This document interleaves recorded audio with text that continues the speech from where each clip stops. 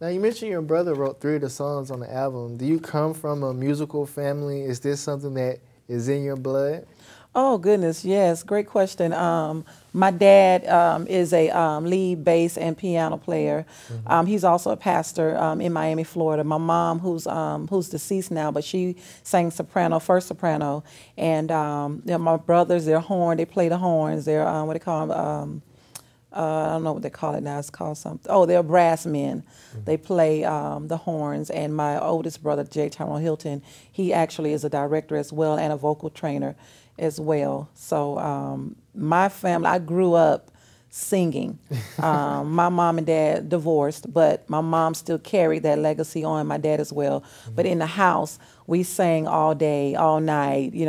My mom got so tired of us singing, she would just join in. Everybody get a soprano, alto, tenor voice and just join in. Well, that sounds like a very interesting household to grow up in.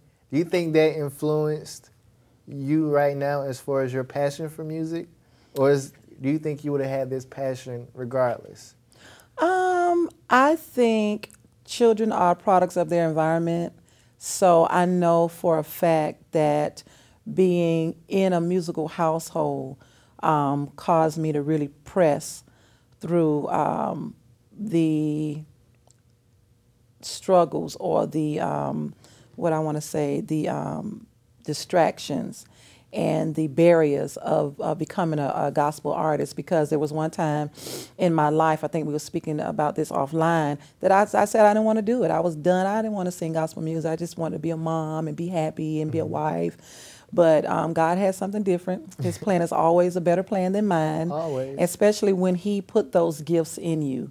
I tell people all the time, God has gifted you with a lot of gifts, but it's up to us to really dig deep down inside and to find out what they are. I mean, we have gifts and we have talents. There's a difference. A gift, your spiritual gift is what can you do to edify God's people. Your talent is if you're talented in music, you're talented, in like being a cameraman or a production person. Those are your talents. But the gift is how can you inspire God's people? How can you edify God's people? How can you bring God's people out of their darkness into His light and let them know how much He loves them? That's our gift that we need to put back into, quote unquote, the earth for God's people. Now, you mentioned that you're a product of your environment. You came from a musical family. Would you encourage your own kids to follow in your footsteps, become entertainers or singers?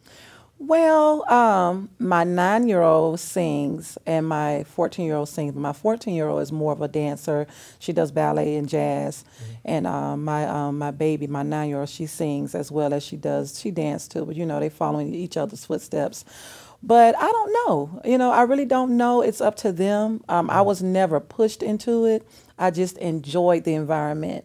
I think if I push them into it and they might not like it, they may not want to ever do it. So my hope and my prayer, yes. Yes, mommy is opening up doors so you can just go on through. But if they don't, it's not gonna, it's not gonna hurt me, because I know whatever they do, they'll do a wonderful job, because I press and I teach that and I tell them all the time, whatever you do, do your best, even if it's at the door sweeping the floor. Oh, it sounds just like my mom. Oh, that's all I heard when I was younger.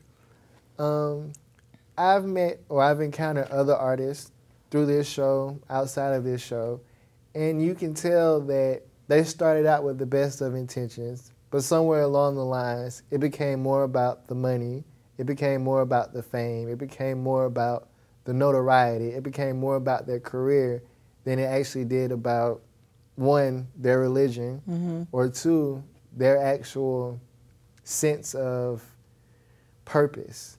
How do you keep yourself grounded? How do you make sure that you stay focused on what's really important and not let the side things get in the way or distract you? That's good you asked that, because right now, I tell people right now, I am in the exceedingly and the abundantly zone where God has me.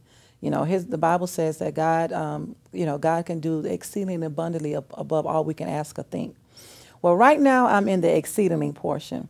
And it's like, Lord, you are blowing me away But my fear, and I can be honest and transparent with you, my fear is that I do not get arrogant. My fear is I don't want to get arrogant. I don't want to treat people mean. I don't want, because I've been out there. I've been a background vocal, BVG, or whatever you call a background vocalist before. I've sang behind several artists, and it's like, okay, thank you very much. And that's all you get. You know, some are really, really nice, but when they're so focused, and I don't think they really mean to be insensitive, it has become a job. It has become a job. I got to get a paycheck. I need to get these, by any means necessary, I need to get this job. I need to get this done. My prayer is that I do not get to that point. To keep me grounded, I pray.